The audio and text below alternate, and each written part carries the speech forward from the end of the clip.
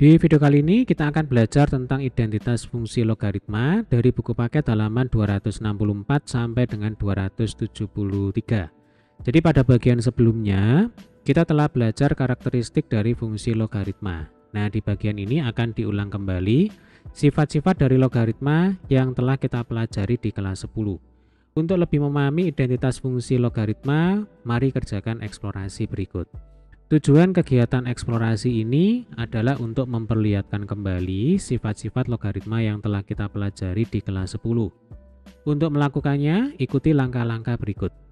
Yang pertama, dapatkah kalian menuliskan bentuk yang setara dari logaritma B log M kali N dengan memanfaatkan identitas perkalian eksponen, yaitu B pangkat M kali B pangkat N itu sama dengan B pangkat M plus N dan definisi logaritma.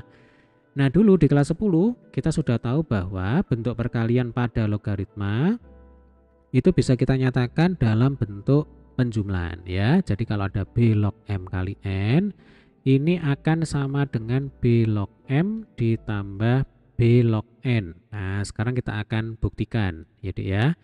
Jadi kalau kita punya B log B pangkat M ya, itu akan sama dengan M. Kemudian B log B pangkat N itu akan sama dengan N. Kemudian kalau kita punya B log B pangkat M kali B pangkat N dengan memanfaatkan identitas perkalian eksponen, ini bisa kita nyatakan menjadi B log B pangkat M plus N, ya kan? Nah, B log B pangkat M plus N hasilnya ya sama dengan M plus N. Nah, lalu B pangkat M ya, ini kan bisa kita misalkan sebagai M besar. Kemudian B pangkat N ini bisa kita nyatakan, bisa kita misalkan sebagai N besar. Maka B log M besar itu sama dengan M kecil, lalu B log N besar itu sama dengan N kecil. Nah, sehingga kalau kita kembali ke sini, ruas kiri bisa kita tuliskan menjadi B log M kali N. Ya, ingat permisalan kita yang tadi. Kemudian ruas kanan M kecil itu merupakan hasil dari B log M. Lalu N kecil itu merupakan hasil dari B log N. Nah, berarti terbukti jika bentuk perkalian pada logaritma ya itu bisa kita nyatakan dalam bentuk penjumlahan. Kita lanjutkan. Sekarang dapatkah kalian menuliskan bentuk yang setara dari logaritma B log M per N dengan memanfaatkan identitas pembagian eksponen, yaitu B pangkat M per B pangkat N sama dengan B pangkat M min N. Untuk B tidak sama dengan 0. Nah, ini sama. Di kelas 10 kita telah belajar bahwa bentuk pembagian ya pada logaritma itu setara dengan bentuk pengurangan. Jadi B log M per N itu sama dengan B log M dikurangi B log N. Nah, sekarang kita akan buktikan ya. Untuk soal nomor 2, berarti B log B pangkat M ya kan dibagi dengan B pangkat N, ini kan sama dengan B log B pangkat M min N. Nah, B log B pangkat M min N itu sama dengan M dikurang N. Nah, ingat permisalan yang tadi sudah kita buat ya. B pangkat M itu adalah M besar, B pangkat N itu adalah N besar.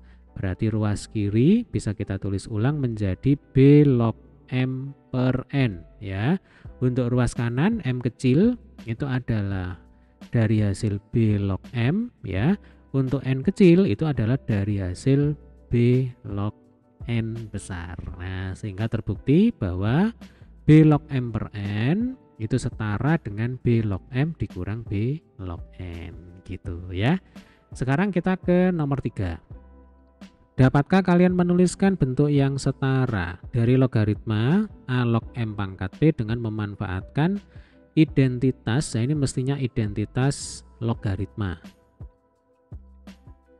Identitas logaritma pada langkah nomor 1. Jadi pada langkah nomor 1 tadi B log M kali N itu sama dengan B log M ditambah B log N ya. Nah, ini supaya seragam ya dengan dua langkah sebelumnya ya, langkah nomor 1 dan nomor 2. Ini basisnya saya ganti dengan B, jadi ya, jadi B log M pangkat P. Nah, ini sama ya, dulu di kelas 10 kalau ada bentuk logaritma yang melibatkan bentuk eksponen seperti ini, maka eksponennya tinggal adik-adik pindah ke depan, gitu cara mengingatnya.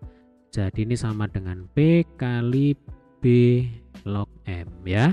Nah, sekarang kita akan buktikan. Ini adalah langkah nomor 3.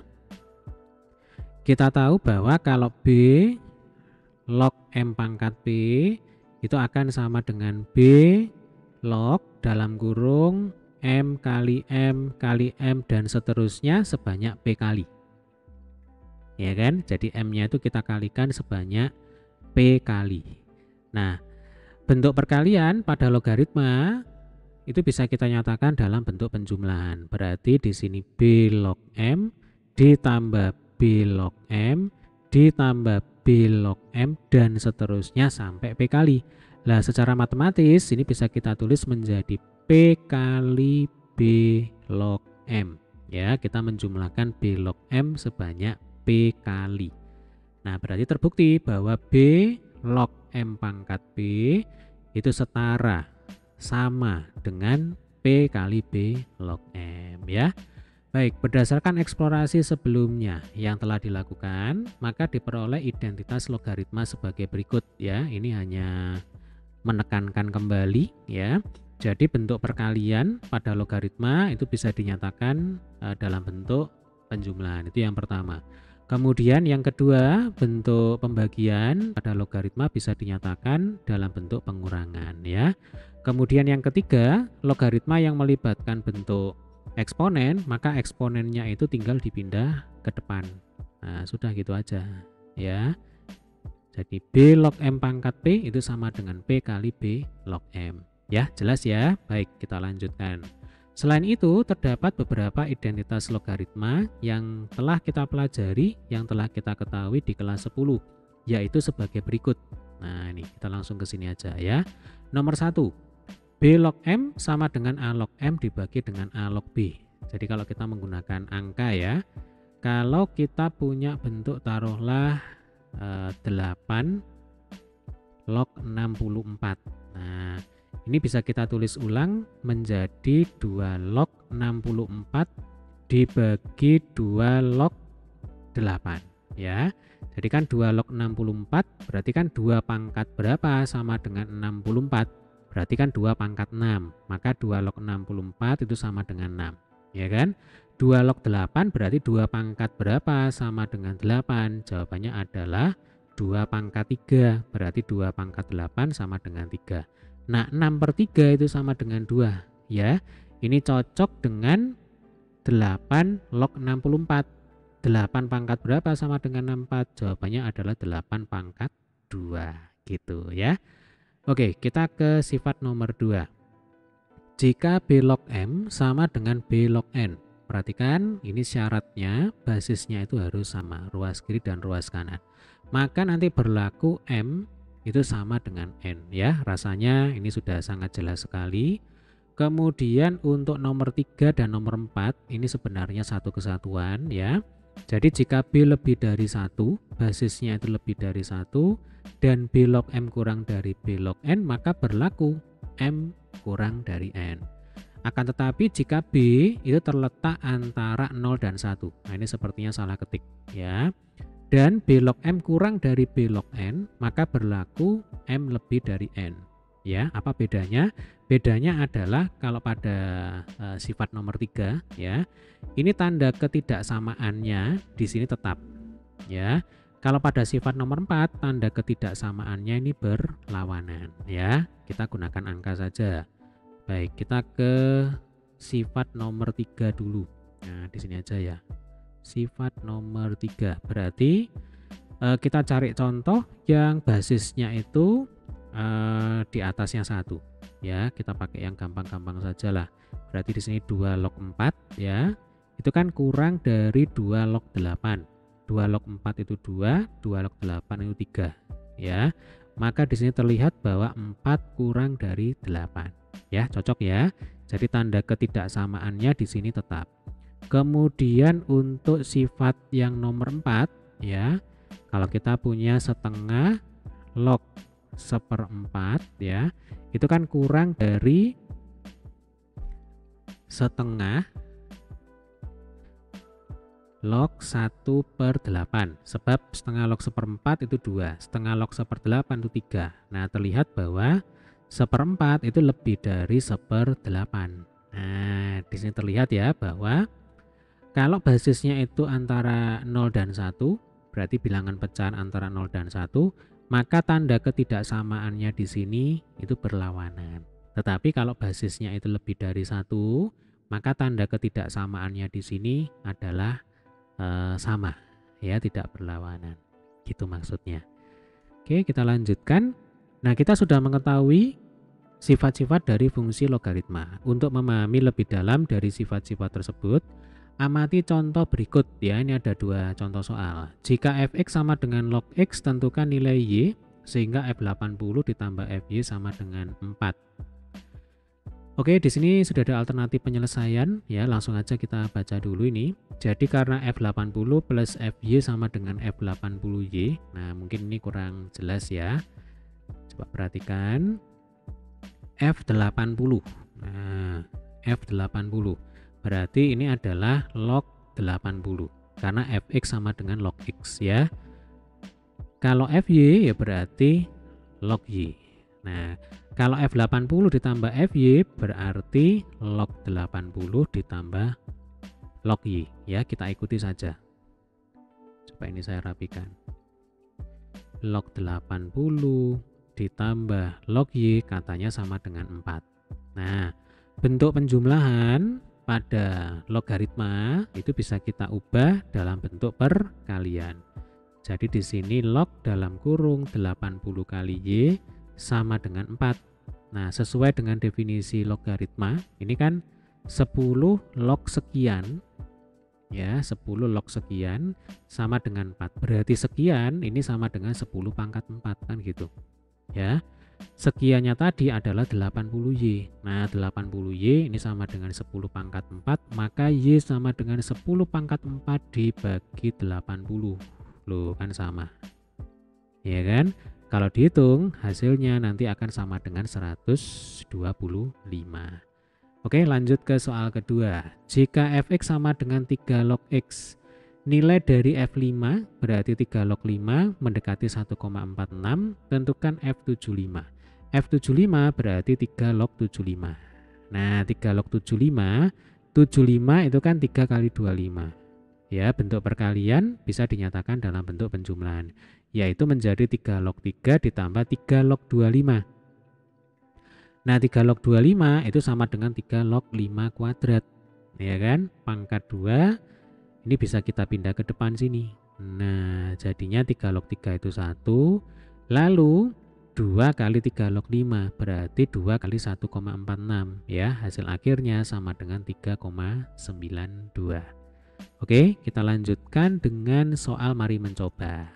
Nah, ini kalau kita amati soalnya itu setipe ya dengan soal yang barusan kita bahas. Jadi jika fx sama dengan ln x, tentukan nilai y sehingga f80 ditambah fy sama dengan 4 ya. Berarti f80 ditambah fy sama dengan 4, maka ini ln 80 ditambah ln y sama dengan 4. Bentuk penjumlahan bisa kita nyatakan dalam bentuk perkalian ya. Berarti ln dalam kurung 80 kali y sama dengan 4. Nah, ln itu kan e log, ya kan? Berarti e log 80 kali y sama dengan 4. Sesuai dengan definisi logaritma, 80 kali y itu akan sama dengan e pangkat 4. Sehingga y sama dengan e pangkat 4 dibagi 80. Nah, ini kalau kita hitung ya, hasilnya itu sama dengan 0,68. Ya, ini pembulatan. Oke. Kita lanjutkan dengan soal kedua.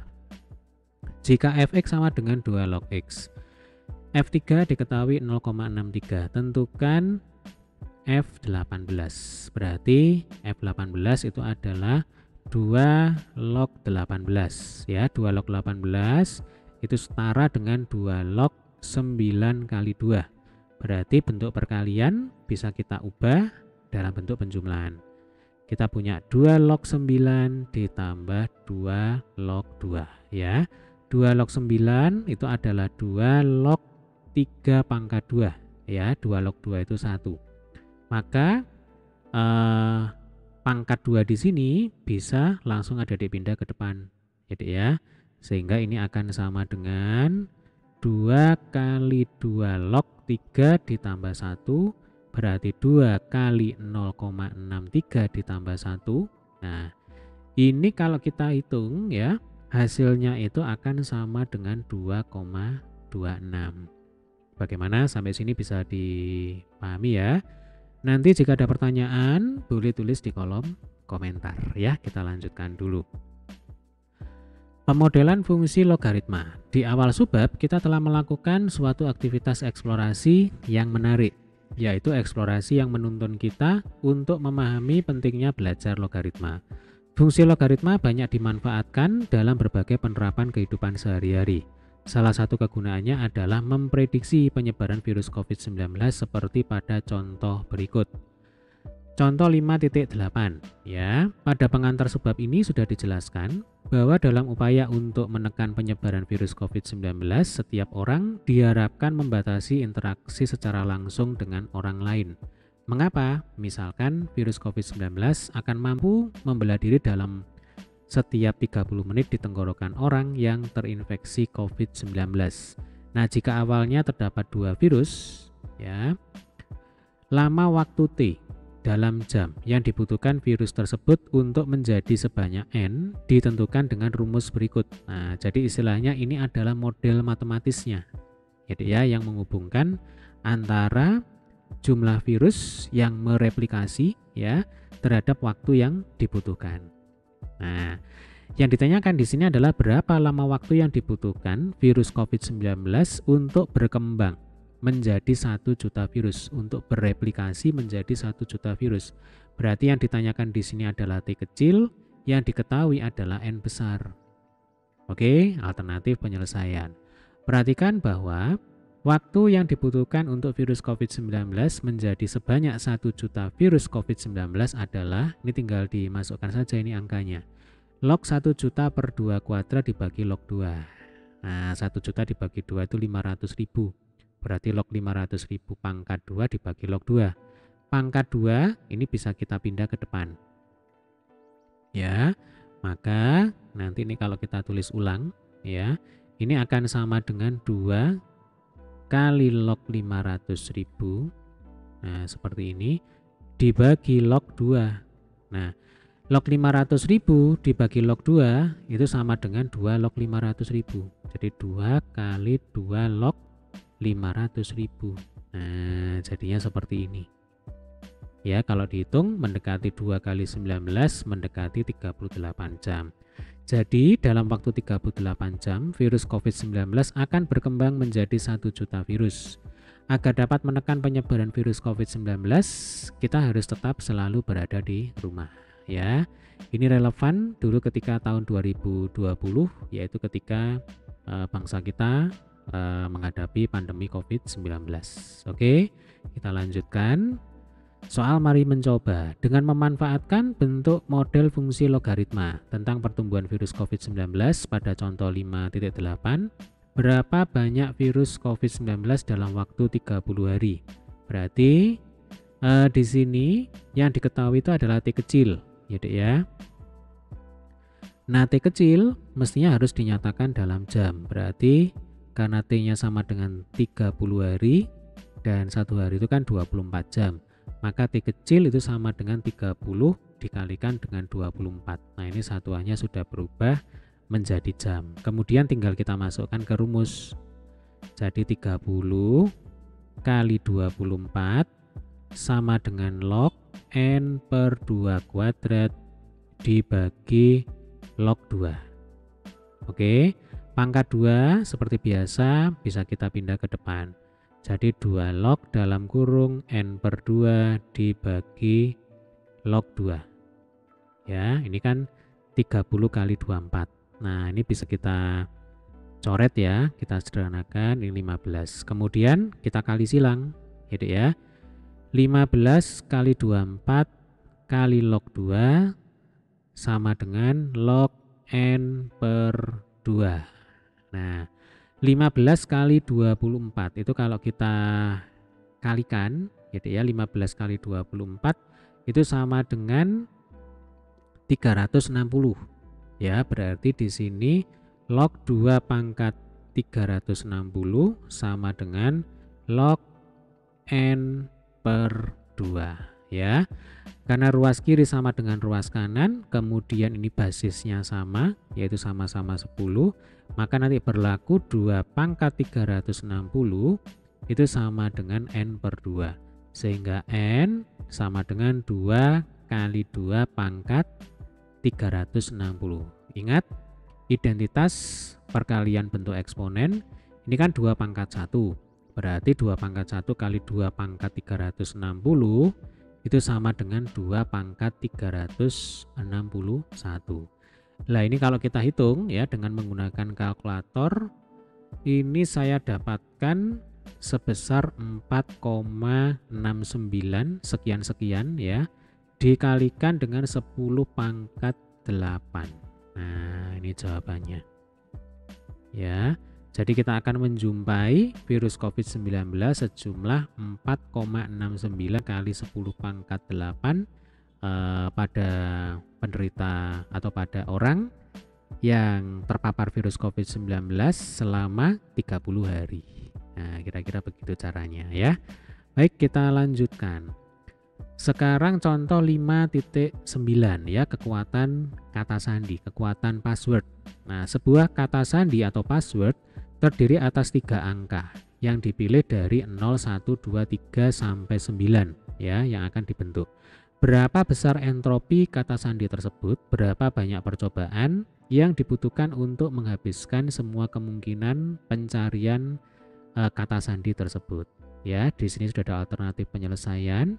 Karena simbol yang tersedia ada 10 ya, nih.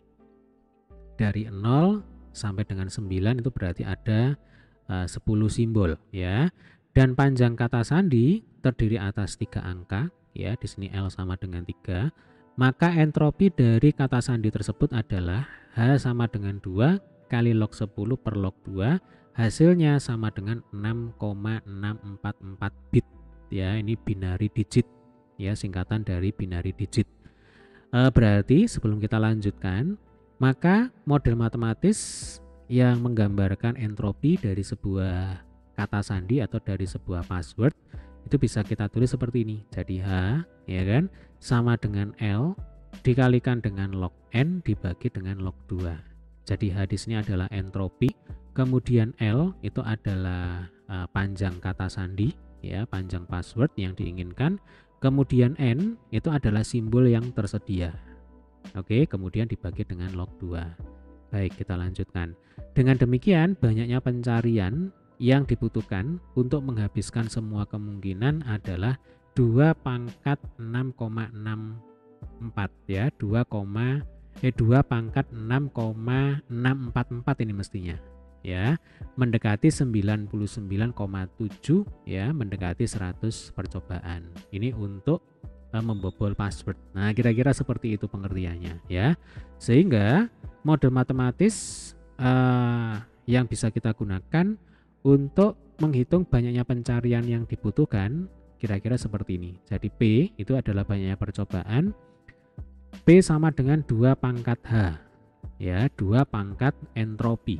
Nah, yang tadi sudah kita hitung dengan menggunakan model matematis yang ini gitu ya. Baik, kita lanjutkan. Mari mencoba. Sebuah kata sandi terdiri atas 3 huruf yang akan dibentuk. Berapa besar entropi dari kata sandi tersebut? Berapa banyak percobaan yang dibutuhkan untuk menghabiskan semua kemungkinan pencarian dari kata sandi tersebut ya. Berarti nanti rumus yang kita gunakan yang pertama adalah entropi seperti ini. Kemudian yang kedua adalah banyaknya percobaan ya, P sama dengan 2 pangkat entropi. Nah, ini langsung aja kita masukkan angkanya ya. Untuk L sama dengan 3. Nah, kemudian kata sandinya ya Dek ya, itu terdiri dari 26 abjad, ya kan, dari A sampai Z itu kan ada 26 kalau dihitung, ya. Berarti N itu sama dengan 26. Oke, maka nanti entropi itu sama dengan L-nya sama dengan 3 dikali dengan log N, berarti log 26, ya. Kemudian dibagi log 2. Nah, sesuai dengan identitas logaritma, ya, log 26 dibagi log 2 itu bisa kita tulis ulang menjadi 2 log 26, ya. Lah nanti ini kalau kita hitung, ya, dengan menggunakan kalkulator, ini kira-kira hasilnya adalah 14,1, ya, satuannya bit. Ini saya bulatkan. Oke, selanjutnya untuk menghitung berapa banyak percobaan, ya, yang bisa dilakukan untuk menjebol password yang sudah kita buat, maka rumusnya adalah P sama dengan 2 pangkat H, 2 pangkat entropi, berarti 2 pangkat 14,1, ya. 2 pangkat 14,1 itu sama dengan 17.559,93, atau bisa kita bulatkan menjadi 17.560 percobaan, ya. Dalam rangka apa? Dalam rangka menjebol atau membobol password yang tadi sudah kita buat, gitu, ya.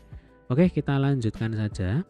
Nah, sekarang kita akan melihat pemodelan dari fungsi logaritma yang dimanfaatkan dalam bidang lainnya. Pemodelan fungsi logaritma juga dimanfaatkan dalam menentukan besarnya kekuatan suatu gempa dalam skala Richter, ya. Besarnya gempa dengan intensitas I dapat ditentukan dengan rumus berikut. R sama dengan log I per I0.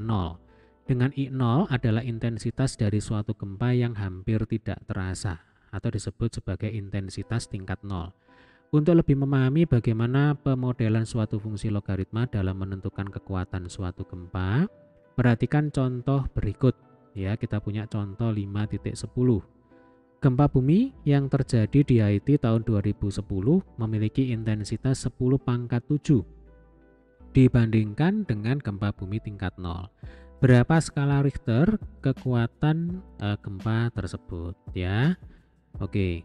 Di sini sudah ada alternatif penyelesaian. Karena intensitas gempanya 10⁻⁷ kali daripada gempa tingkat 0, maka I sama dengan 10⁻⁷ I0.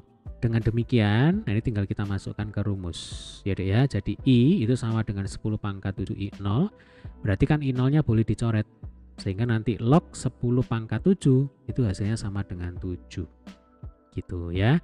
Jadi gempa bumi di Haiti pada tahun 2010 tersebut memiliki kekuatan 7 pada skala Richter. Oke. Mari mencoba. Gempa bumi yang mengakibatkan tsunami di Samudra Hindia pada tanggal 26 Desember tahun 2004 memiliki intensitas 10⁻⁹,3 kali dibandingkan gempa bumi tingkat 0, ya. Berarti langsung aja kita tulis di sini I itu sama dengan 10⁻⁹ I0. Yang ditanyakan adalah berapa skala Richter besar gempa tersebut. Nah, sebentar, ini ada model matematisnya, ya. Nah, ini saya hapus saja. Nah, ini model matematis yang digunakan pada contoh sebelumnya, ya. Jadi diketahui I sama dengan 10⁻⁹ I0. Nah, tinggal kita masukkan ke sini, ya Dek, ya. Berarti R itu sama dengan log 10⁻⁹ I0 dibagi I0. Nah, I0-nya ini boleh dicoret, sehingga ini akan sama dengan log 10⁻⁹. Nah, log 10⁻⁹ ya sama dengan 9,3. Berarti ini jawabannya, ya. Jadi berapa skala Richter besar gempa tersebut? Jawabannya adalah 9,3 pada skala Richter. Oke, lanjut, ya. Fungsi logaritma dengan basis E atau logaritma alami yang telah kita ketahui sebelumnya juga dapat digunakan untuk menyelesaikan permasalahan di sekitar kita Salah satunya permasalahan pengisian daya baterai. Jika C0 adalah daya maksimum yang dapat disimpan oleh suatu baterai dan K adalah konstanta positif yang bergantung pada baterai tersebut dan pengisi dayanya. Lamanya waktu dalam menit yang diperlukan untuk mengisi daya baterai tersebut dapat ditentukan dengan rumus berikut ini. Ya, ini model matematisnya. Nah, sekarang gunakan rumus tersebut untuk menyelesaikan permasalahan dalam contoh 5.11 berikut. Tentukan waktu yang diperlukan untuk mengisi daya baterai yang dayanya kosong menjadi 90% penuh. Anggap K sama dengan 0,02. Karena baterai tersebut akan diisi dayanya sampai 90% penuh, maka C ya sama dengan 90% C0 sama dengan 0,9 C0. Nah, dengan demikian ini tinggal dimasukkan saja angkanya. Ya, 1 per K berarti 1 per 0,02. Len 1 dikurang 0,9 C0 per C0 ya, ini rumusnya. Berarti C0-nya bisa dicoret. 1 dikurangi 0,9 itu sama dengan 0,1. Lalu 1 dibagi 0,02 itu sama dengan 50. Berarti di sini min 50 kali len 0,1 ya. Kalau dihitung dengan kalkulator hasilnya kurang lebih 115,13 gitu ya. Mari mencoba berapa menit waktu yang diperlukan untuk mengisi daya baterai yang sepenuhnya kosong agar baterai tersebut menjadi 80% penuh. Anggap K sama dengan 0,025. Nah, ini model matematisnya ya, ini gampang ya, tinggal kita masukkan ke rumus. Jadi T sama dengan min 1 per 0,025 dikalikan dengan len 1 dikurangi C. C-nya adalah 0,8 C0 ya. Jadi kalau 80% itu kan 0,8. Nah, 0,8 C0 dibagi C0. Nah, seperti ini. Berarti C0-nya boleh dicoret. Oke. Maka ini akan sama dengan min 1 per 0,025 dikalikan dengan len 0,2 ya. Lah nanti kalau dihitung ya Dek ya, len 0,2 itu sama dengan berapa ini? Jadi minusnya saya tulis dulu ya. Nah, minus len 0,2 itu adalah minus 1,6094 ya. Kita bagi dengan 0,025. Minus ketemu minus jadinya plus ya. 1,6094 dibagi 0,025 ketemunya adalah 64,38. Ini saya bulatkan. Berarti jawaban atas pertanyaan di soal ini adalah butuh waktu sekitar 64,38 menit ya. Berarti 1 jam lebih 5 menit. Supaya apa? Supaya daya baterai yang semula kosong menjadi 80% penuh gitu ya. Lanjut ya. Selain untuk pemodelan pertumbuhan, fungsi logaritma juga digunakan untuk pemodelan peluruhan atau penurunan dengan formula yaitu HT sama dengan C kali E pangkat KT. Dengan HT yaitu nilai pada saat waktu T. Nah, untuk lebih memahami bagaimana pemodelan suatu fungsi logaritma terhadap penurunan suatu nilai atau istilahnya depresiasi, ya perhatikan contoh berikut. Harga jual mobil. Pada setiap saat, harga sebuah mobil setelah digunakan tidak sebanding dengan harga saat itu.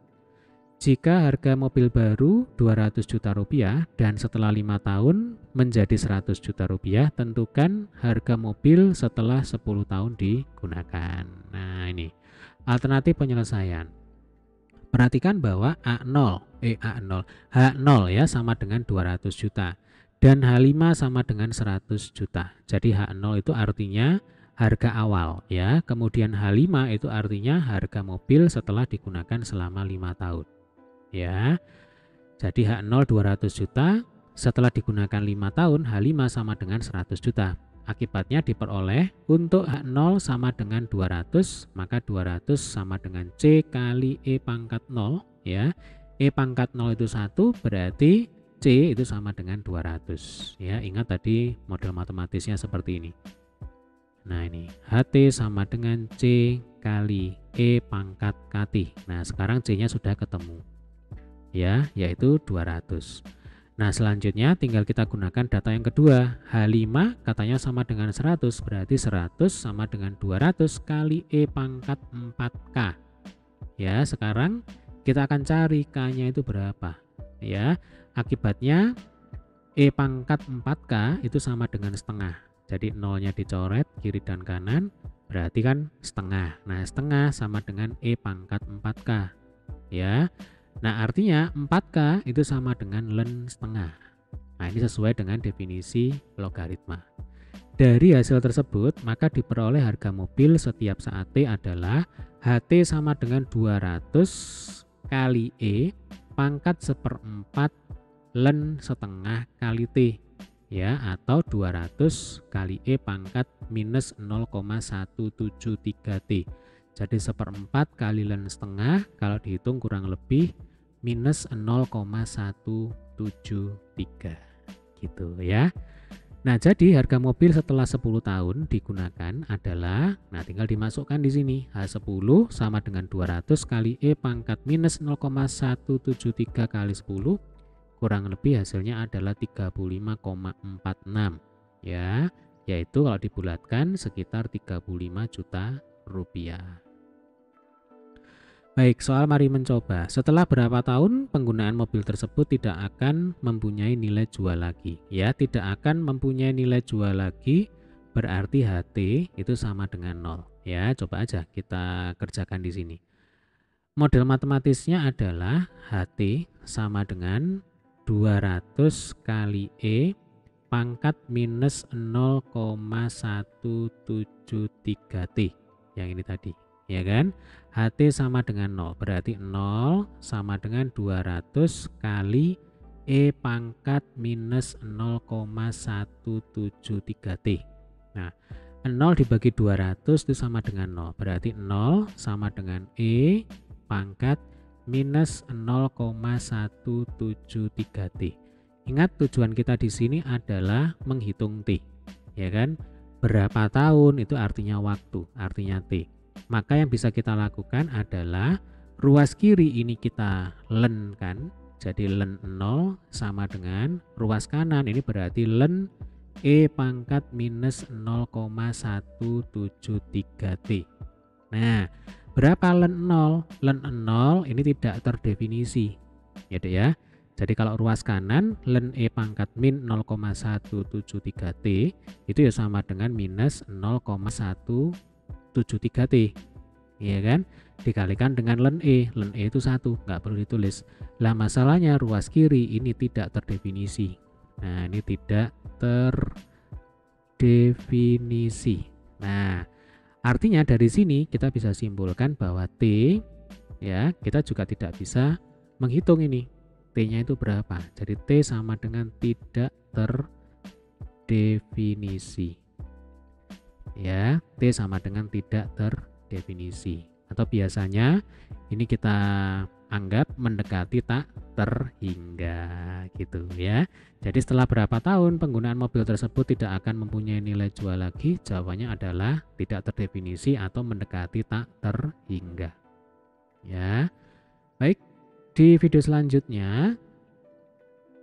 Oke, sebentar. Oh, ini yang tadi ya. Nah, ini yang tadi. Kemudian di copy di sini. Oke, nggak masalah, ini sudah kita bahas ya. Nah, di video selanjutnya kita akan mengerjakan soal latihan B ya dari buku paket halaman 273. Baik, semoga video ini bermanfaat ya. Jika ada pertanyaan boleh tulis di kolom komentar. Terima kasih.